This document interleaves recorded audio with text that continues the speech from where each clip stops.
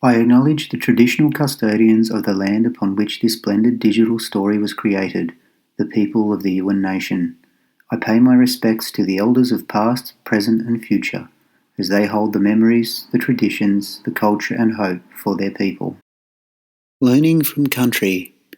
A representation of how my journey on country was given meaning and context through observing and reflecting on Aboriginal educational pedagogies.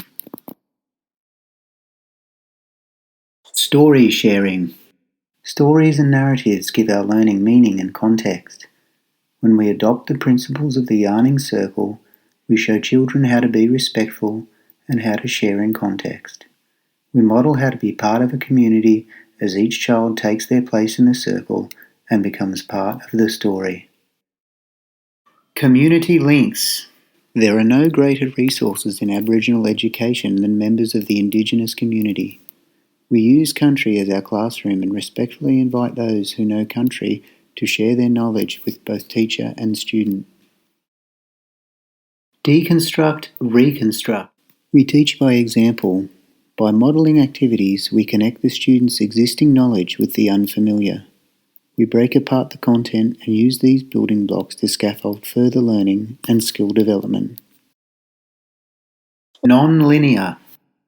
Working together to build on existing systems of knowledge to create new, more enriched ways of teaching.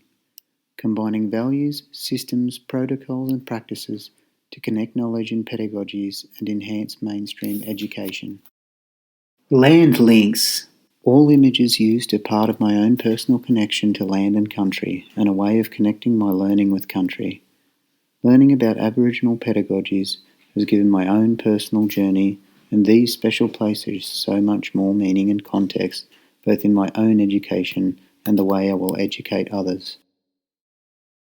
Symbols and images. By using imagery that transcends cultural and linguistic barriers, we as teachers can convey lasting meaning. As with Indigenous art, each picture holds a story for the keeping and sharing of knowledge. Non-verbal. Through the absence of words, we can greatly enrich the learning process through movements and body language.